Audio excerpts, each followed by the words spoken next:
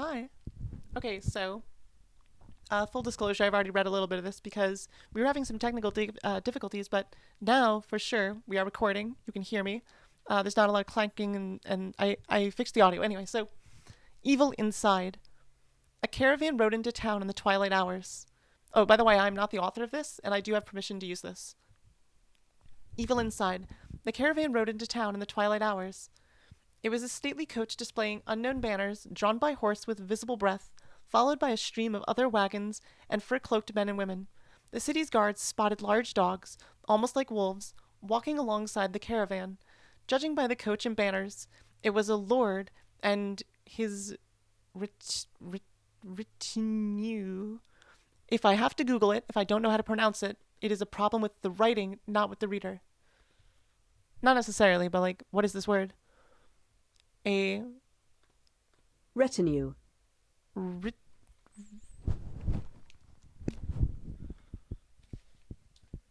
retinue, okay. I'm not gonna sit here and pretend like that you can't use this word. It's just that it's distracting me personally. I also have like a small vocabulary, some unknown and wild northerner perhaps. A local lord, forewarned of his arrival, was standing in the courtyard of his castle. As the coach door opened, a long, thin man exited, dark in looks and hair. Despite his beard not being completely under control, he still exuded a regal air. The gilded edges of his cloak, on his cloak, flapped in the wind as he came face to face with the lord of the castle. Sorry, I have a really hard time. So this is just something about me. I have a really hard time reading and verbalizing. Like, there's a lot of extra steps that go into verbalization for me. I'm generally mute, but I'm also hyperverbal. So it's like, it's hard to explain, but anyhow, so let's get into like why this writing is not the best. It's not terrible, but it's not the best. So, a caravan rode into town in the twilight hours. That's not terrible, but a caravan isn't really imagery, and it's telling me what's happening, which, okay, set and setting, fine, fair enough. But it was a stately coach displaying unknown banners. So right here we have unknown banners, but then we also have, judging by the banners, it was a lord and his retinue. What it should be is, instead of displaying unknown banners, it should have just said an unfamiliar lord and his coach came with his retinue. Like, we don't need everything in between. Like, just give me the information. The images are good, like drawn by horse with visible breath, followed by a stream of other wagons and fur-cloaked men and women. Like, okay, that's fine. But the city's guard spotted large dogs, almost like wolves, walking alongside the caravan. So another problem here is that like a lot of this is being just like told to us and set and setting. Like, it isn't just like one guard fed the dog. Like, that's like an action, right? It's just like they spotted them. They spotted large dogs. Like, it works, but it's not the most creative writing, and it's not the strongest imagery. It's not bad. It's not good. Judging by the coach and banners, it was a lord and his retinue. So again, if this is true, some unknown and wild northerner, perhaps. Like, who are you asking? Are you asking us? Because we don't fucking know. Like, who are you to ask us? You're trying to tell us a story. If you have to ask us, it's because you haven't done enough world building for us to answer that question. So if the perhaps can be attributed to like the guards or like the people in general, then those characters need to have been established as points of view or as characters that were like seeing it from the perspective of because yeah, I mean, otherwise, like, where are we with this? So a better way to like give all this information much more concisely would be something to the effect of just like an unfamiliar lord and his retinue came to town in the twilight hours from the north. Like, that's it, man. Like, you don't need the rest of this. I say man, but that's only because that's just like a default. Like, dude and man. I don't mean the gender. Sorry. The local lord, forewarned of this arrival, was standing in the courtyard of his castle. As the coach door opened, A long, thin man exited, darkened looks, hair, despite his blah, blah, blah, blah, blah, blah, blah. We don't give a fuck about this because we don't know who this dude is. So it's like a local lord who had been forewarned was standing. So was is passive language. Was standing is not actionable. So something like came to greet him in the courtyard gives us information. It means that, like, one, he's coming to greet, not like ambush. He's not hiding in the cellar. He's, if he's coming to greet, it means he's been forewarned because he's coming to greet. And I'm just using that as an example, but like was standing, like it gives us nothing and it should be changed. As the coach door opened, like unless this moment is very specifically needs to be mentioned, then we don't really need to know this. Let me catch my breath. A long, thin man exited. Again, this is not great imagery. It's not terrible, but darken hair and darken looks. Again, this is just like a shadowy figure appeared. Maybe it's a dude from the north. Ooh, woo, we don't know. But the problem is that we don't know. Despite his beard not being completely under control, he still exuded a regal air. Okay, so Jon Snow steps out. The gilded edges of his cloak flapped in the wind as he came face to face with the lord of the castle. In the dim light of the fire, the difference between the two men could not have been starker. Was his last name Stark as well? The lord of the castle looked rich in his splendor. An abundance of rings beset his blah, blah, blah. So the lord of the castle looked rich. Really? Did he? Did he look rich? Why did he look rich? Let's think about that. We don't really have any imagery. The word splendor is not imagery. It's like at best a feeling or like an adjective, I suppose. An abundance of rings beset. That's a little confusing. His thick hands. Okay, that's not terrible, but just wearing rings does not, like, if that's the most characterizing thing about this man, we're in trouble.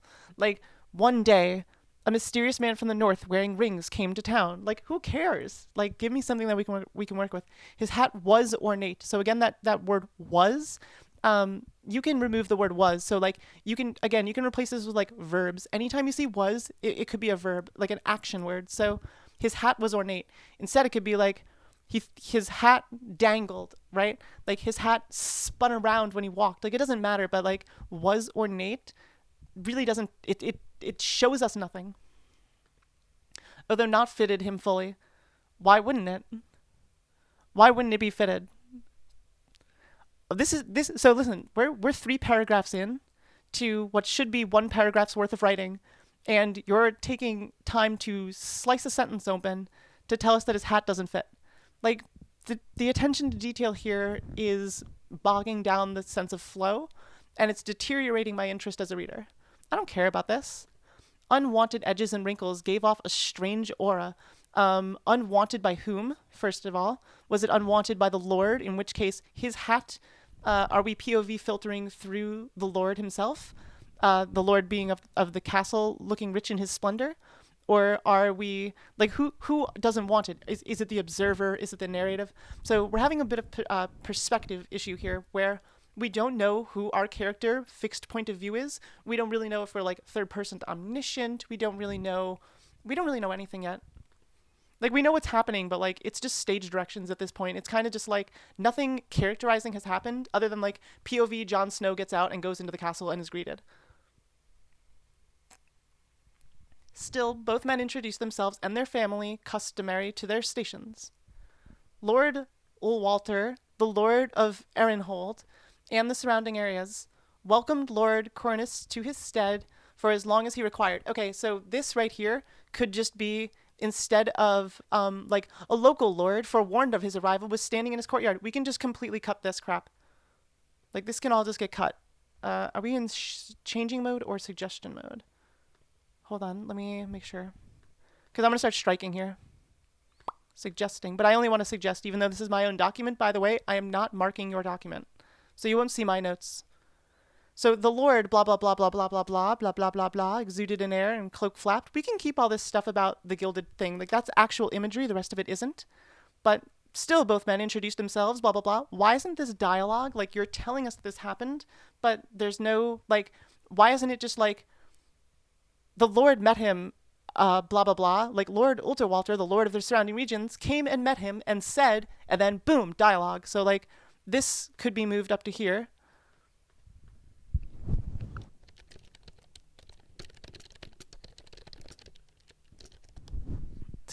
See how easy that is? And that will give us more information packed into just one paragraph than what you're doing, which is telling rather than showing. I know that's trite and cliche, but this is a perfect example of when that would be applicable as something that could be worked on. Welcome, Lord, to his stead for as long as required. Again, this could be dialogue. Like a man went out and said, "Welcome for as long as you require." The remainder of his retinue entered the courtyard, men and dogs. Nay, wolf. Who's saying nay, wolf? Like, this is cute narration here? This is trying to be fancier as a writer. But what you're doing here is exposing the fact that this is in fact writing. Like, this isn't a camera movement. This doesn't even really feel like a prose book.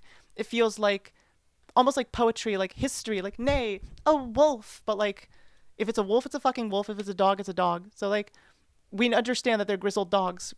We've already been shown that imagery. And it could have been shown better. Okay, let me catch my breath. Okay, Allwater looked at the retinue. I hope I'm saying that word right. Retinue? I have no idea.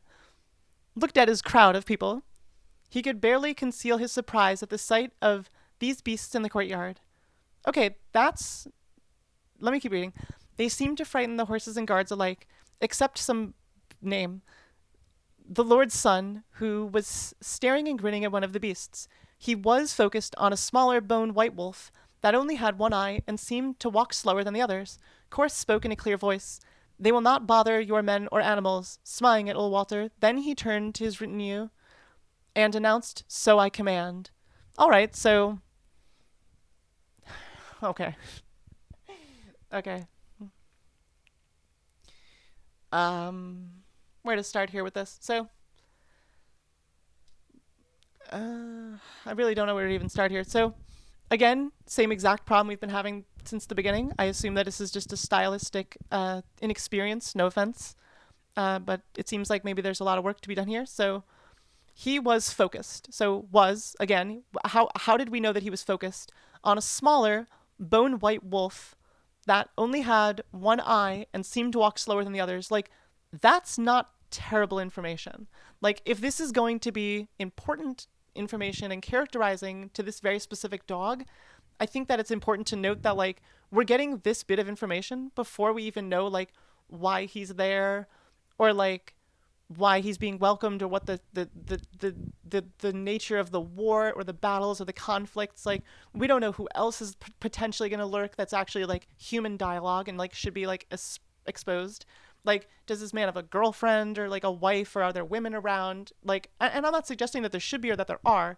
It's just to say that, like, we're getting the information about what the dog looks like as like half of a paragraph before we've even cleared the first page. So like, if this is going to be a main character, okay, we're going to need to know that the one-eyed dog that's bone white is here. If not, completely scrap this. There's no need for it. He can be focused on a dog, but if you're trying to characterize the person because he's interested in the dog, you need to find a better way to do that, or you need to be much more concise with it. The other issue is they seemed to be frightened they seem to frighten the horses and guards alike. Like, this could be this is like telling, so this could be a sentence to the effect of like men shifted in their boots when the horses walked by, and the guards adjusted their armor nervously. You see, you know what I mean? And even nervously is not a great word, but it's better than just like telling us that they seemed frightened, like seemingly frightened versus they were frightened. Like, either way that you write that is just telling us. It isn't exposing the imagery of it.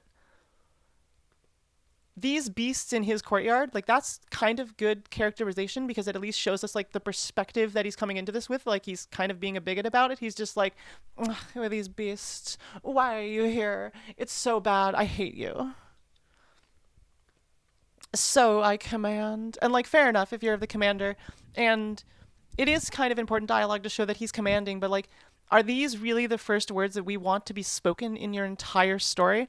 They will not bother your men or animals. Like, compare that to the way that the gunslinger starts, right? And I had already looked this up because I had already looked it up.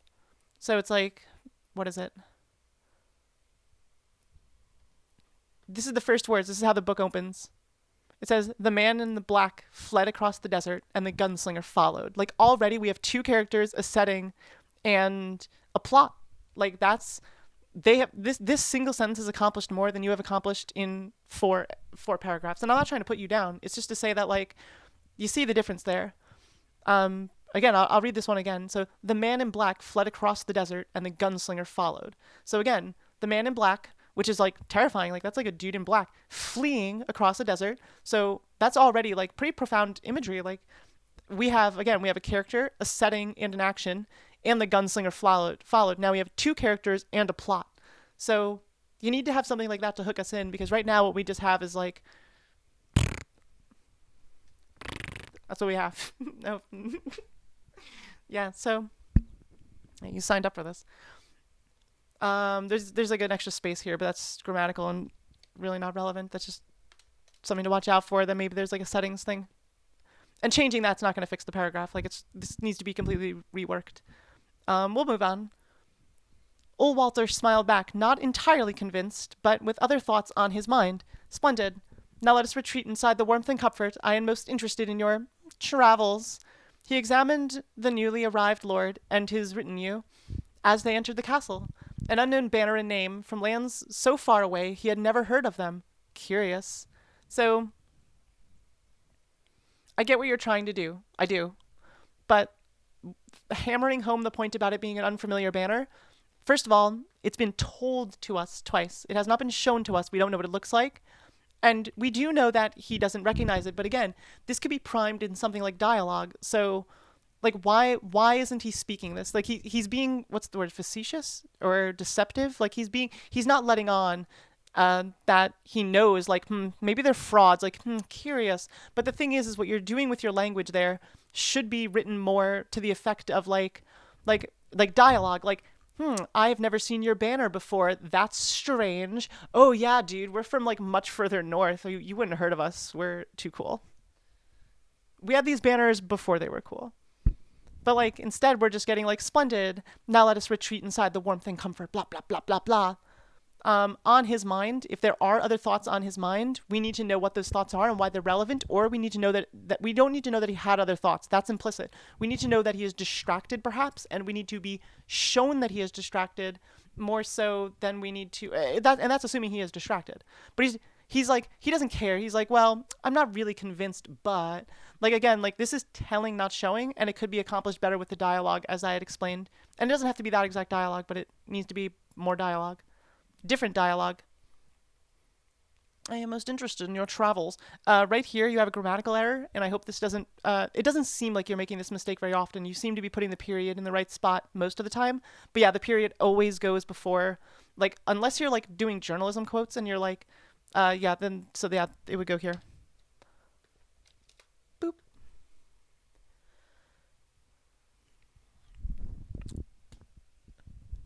And I think you should just cut this whole entire thing, by the way. Cornus and Ulwalter were seated inside where thick stone and a number of fiery hearths protected them from what was sure to be a brewing storm. Outside, the caravan was settled with the help of Ulwalter's men. Both men stared at the chessboard between them. Ulwalter had started the game cautiously, but now was sacrificing his pawns for greater reward. He was testing the strategy of his opponent. Cornus was slowly advancing and protecting each of his pieces, but was seemingly more interested in his surroundings. Ulwalter's castle was richly decorated with gold jewels that appeared to be from all over the world. Even the chess set was artfully constructed, but much like Ulwalter's clothing, it was not fitting of his surroundings. It was disjointed, much like this story and this writing. So we have an issue. We have this, again, the same issues. It's too much were, too much was, too much passive language. We don't have enough imagery here. Like, you're trying to be fancy with your writing before you're being, like, your writing's not accomplishing anything that you think it is, perhaps. And so what you're trying to do to make up for that is make the writing itself fancier. But it's kind of like putting lipstick on a pig or polishing shit into gold. It's not going to work. So, like, from what was sure to be a brewing storm. Like, why isn't this dialogue? Why aren't they saying this to each other? Like, wow, looks cold outside. Sure does. Looks like a storm's brewing. Sure does. Like, it's got to go back and forth a little more. Outside, what they were doing, they were settling. This is irrelevant. Just, we don't care. Both men stared at the chessboard between them. Okay, fine. But where's the dialogue? Where's the suspense? Where's the, like, intellectual wit, you know? It's like, we've seen this scene before, right? Like men playing chess, like, you know, the Japanese men where they're playing like their little mahjong or pangjong, whatever the heck the game is, you know, the Avatar: The Last Airbender, where they're like both saying wise things, but secretly there's a different, what they call pretext to something or subtext to something. And that's basically the term here. We'll look that up. I think I have that right. Yep. So a reason or excuse given to hide the real reason for something. So like, what is the real reason why that they're playing chess? Like, why is he sacrificing his pawns? Like, is it just to show that he's a smarty pants? Like he's strategic? Because there's better ways to do that than just telling us that he's playing chess. He was testing his strategy of his opponent. Like, again, you're telling us that, and there's no dialogue to make this dramatic. You're just telling us that that's what's happening. He was slowly advancing and protecting his pieces, so he's, you know, we're getting a bit of characterizing information, which, like, okay, we can do this, but this is the type of information that you have to, like, weave in between dialogue and or expositionary language. Was richly decorated. Okay, how so? Gold and jewels appeared to be from all over the world. It's not very descriptive. Like, you could go kind of wild here. Like, I'm not suggesting you start going into, like, purple prose and stuff, but, you know, you definitely could, hold on, let me make sure I don't dox myself. I guess it wouldn't be a huge deal if I did. Like, it's still the same production. Let me think. Yeah, it should be okay. Okay. Before the game met its conclusion, one of the members... Alright, hold on. Actually, I'm paranoid now. Hold on.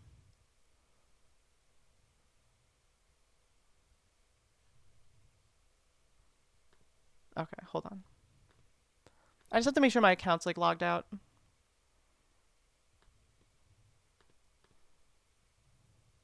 Okay, I see the issue. And I need to change my name. Is there a way I can do that? Sign out. I don't want to do that. I don't want to add another account. Manage my Google account. Sorry, I'm sorry to do this, like, in the middle. It's just, like, it's got me super paranoid.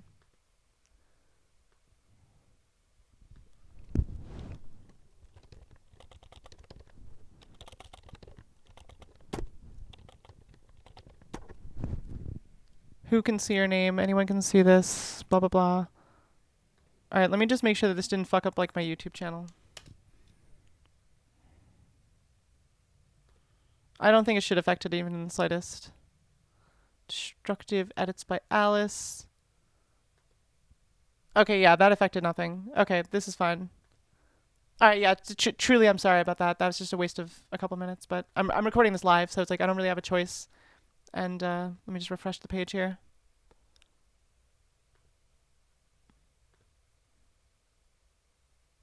No, because it's still showing... Shit.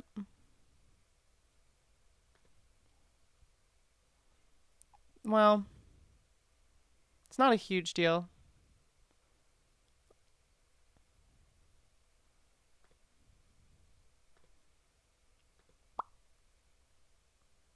Fuck. Yeah, it's not a huge deal, actually. Because it's the same production company that I'm using, so... I just don't want to dox myself. Cornus was advancing and protecting his pieces, blah, blah, blah, blah, blah. Before the game met its conclusion, one of the members of Cornus's retinue entered the room. I'm just going to start saying the word group because I hate this word. Entered the room.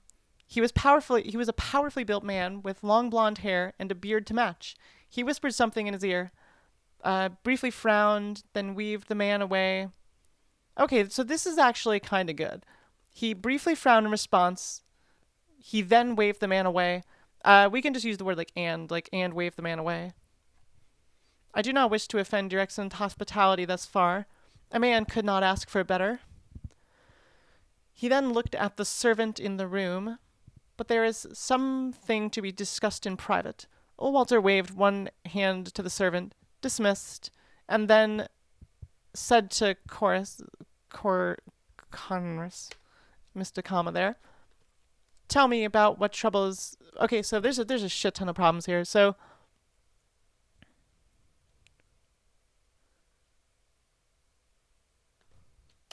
it's paragraphing issues.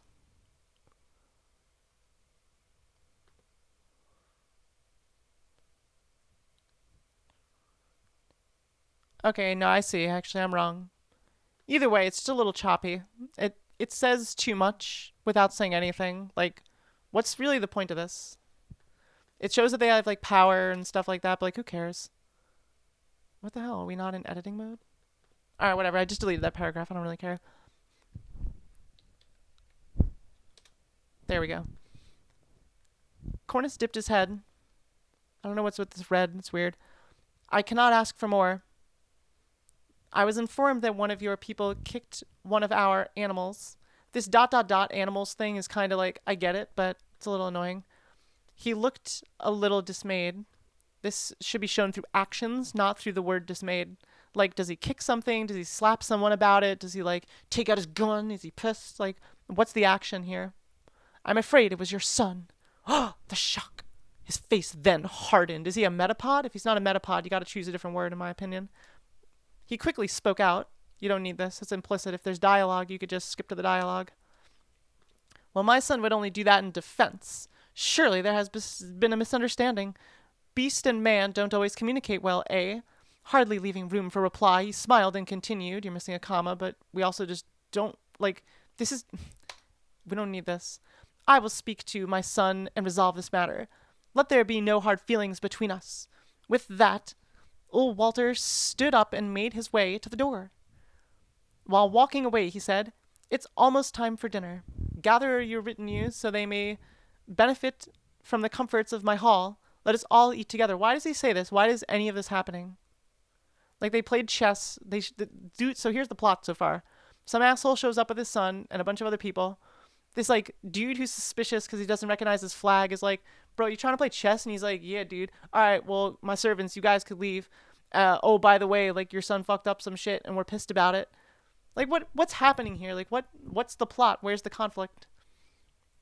Like, I get now that there's, like, a conflict between, like, two lords, and one of them's, like, accusing the other's, like, son of kind of being, like, a drunk driving douchebag archetype. I see. At least that's what I'm gathering, but, like, I mean, I could be wrong. Deep inside the castle, the great hall of Arnhold was well protected from the elements. Many fires burned, while outside the storm raged. Okay. We can do that, but, like, if we're going to be this heavy-handed on the narration, like, gotta be careful. Even the beasts were so grudgingly granted access. It's alliteration there. It's not a problem. It's not, but it's just like grudgingly granted. It's just like a little bit weird. Access to the castle entry for shelter. Many of Walter's men also joined the feast inside. Both groups mingled, but there was a cold edge to the air. Something was itching under the clothing. Okay, are we being metaphorical here? Because if you are, get the fuck out. Can't do that. Deep inside the castle, the great hall, blah blah blah blah blah. Like, we can do that, but so, like, this is basically like the next scene. Like this is like part 2. Like, scene 2. Deep inside the castle, the great hall was well protected from the elements. Okay, that's fine. Show us that then. Like, deep inside the castle, many fires burned. Beasts were grudgingly... I get it, but, like, the whole thing's a mouthful, and I just don't really want to dig further than just to tell you it's got to get more concise. After the main course, the young Ulwalter's household were dismissed? I just totally missed a word. After the main course, the young of Ulwalter's household were dismissed from the hall. The wine flowed freely, and the food was plenty still, but Ulwalter's men seemed restrained. See, even Google knows that this shouldn't be, like, messing around with fancy language, except for Ulwalter himself, who was all smiles while fully engaged with his meal and mysterious visitor. Like, this again could be like dialogue and then just says, like, he smiled and made eye contact. Like, those are both active actions. Like, these are passive words. He was all smiles. Ooh, okay. First of all, it's a metaphor or like a simile or an analogy. I forget which one, but it's one of those. Metaphor, I think. He was all smiles. No, it's a cliche. It's a trite cliche, actually. Sorry, sometimes I mix up my terminology. Then the doors of the great hall suddenly burst open. Dun dun dun. Troll in the dungeon. No. uh, One of the wolves trotted inside, slowly followed by the one-eyed wolf. Okay, so we have a returning character. Her normally white tail was singed, clearly blackened by fire. We could just say her tail was singed. Like, we don't need the rest of this crap. Like, Cornus immediately leapt over to her. Okay. But why did the doors burst open for a dog? Like, what the fuck? Well, Walter stood as well, looking at his son, who entered afterwards with fear in his eyes. Okay, so, like, just the way that this is all framed is very confusing. Like, this whole paragraph should have been like, the door opened and the son came in and fell to the floor dramatically and said something. And then also a dog, if important. But, like, the dog seems very unimportant here. And also, this characterization process has already been established. Like, we get it. He likes animals. We don't need to hear it again. Looking at his son who entered afterward, blah, blah, blah. He was gently pushed forward by two other wolves. So, like, the wolves are pushing him, I guess. They were great and black beasts. What? This is not good imagery. He was gently pushed forward by two other wolves. They were great and black beasts. I know what a fucking wolf is. You don't need to tell me. Come on. Some of his guards entered next with weapons in their wavering arms, yet afraid to harm the beasts so close to the Lord's son. I'm not really understanding what's even happening anymore. Cornus, who had been whispering to the one-eyed wolf, then stood and exclaimed loudly to all that surrounded him, "Your hospitality from the evils outside, storm and cold, are welcome, Lord Dude. It does not, however, protect the evils inside." Okay, wait. Is this the same speaker? Okay, we're having some paragraphing issues here. It looks like maybe this is just like an editing typographical error. Like maybe you had something else that you deleted or something. It's an antecedent switch. So like who is talking? I'll give you the definition of antecedent. Sorry for the clicking. Going before a preceding, the antecedent. So the antecedent is kind of like who is speaking, like who is going before, and where were we? Like, we're on Cornus, who had been whispering to the one-eyed wolf, stood up and exclaimed. Like, we don't really need that he had been whispering. I kind of get what you're doing, but like, yeah, I get it. So blah blah blah blah blah lavish language. Yeah, we're having a problem with the antecedent here because it's still the same one that he's speaking. The only thing that has changed is that he's looking at old Walter. Your son attacked my pack for lack of his upbringing. So he's accusing him of basically being a degenerate here. That's our plot. The second time, he almost burnt her because of your lack of power. The third time your family hurts us will be because of your greed, but it will not come to pass. I have no idea what's happening anymore. As old Walter started to sputter, Cornus produced a broad grin across his face. He produced a broad grin? He produced it? You're really going to use the word produced? Like, it's a little weird, dude. I feel like you could, like, produce, like, feloniously something from your pants to show somebody and get arrested for it. But I don't know if you could, like, produce a broad grin. Why else would all your men be armed and armored under their clothing? I don't know. Maybe because there's wolves around or something. I don't know. With a howl, he leapt. Is this like a dog howl? He leapt from the center of the room to the Lord's table, shedding his cloak in the process. Oh my goodness. Then the screaming started as the men of Cornus. This is a little weird. We haven't heard them referred to this way. Maybe we should have had that sooner. Each transformed into terrible beasts. Okay. With fur and claws. Okay, I kind of understand. You know, they're werewolves or something. With fur and claws, they revealed horrific jaws and far too many teeth as they set upon all in the great hall. Despite being armored, and with some even managing to draw their weapons, the slaughter was over all too soon. This paragraph is over all too soon. Those who were still standing feasted on the flesh of those recently slain, drinking their blood as hot wine. After finishing old Walter, Cornus turned to Osoj, who was still guarded by two wolves. The boy was so far unharmed by his sentries, despite his attempts to break free. He motioned the two wolves away and then looked at the one-eyed wolf who was still standing in the center of the room, her attention now fleeing Osoj. Cornus growled, "Decania chase." So yeah, okay. I'm not gonna dwell on every single thing here that's like wrong. It's basically the same stuff I've been saying. There's way too much passive language, way too much was.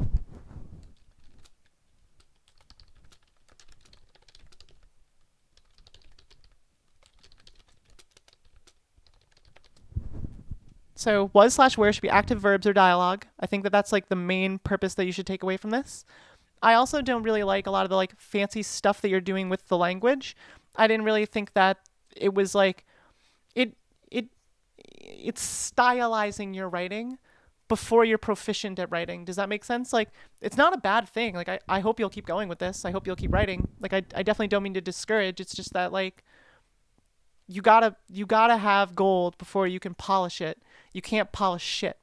And this is polished shit writing. And like that's not a terrible thing. That's where you start. It's just that like this doesn't accomplish much and it's too long. This could be like 4 paragraphs total. Like a group of unfamiliar werewolves snuck in one day and it was warm inside and not outside. Like what the fuck? Like you know what I mean? Like what really are we having to be told here? Um yeah, I think a lot of this, like some of his guards entered with their weapons waving in their arms, afraid. Like we could zoom in a little more here. Um, we don't really have any other characters. We just know that they have like colored beards and some of them are bigger than others. With fur and claws, they revealed horrific jaws with far too many teeth as they set upon all in the great hall. This is like 5 things happening. Like set upon in the great hall. Like we all know it's in the great hall. Like why are you telling us where it is? We know. Like we don't need the murder mystery solved like with the pipe in the parlor. It was the butler. Like we don't need all this.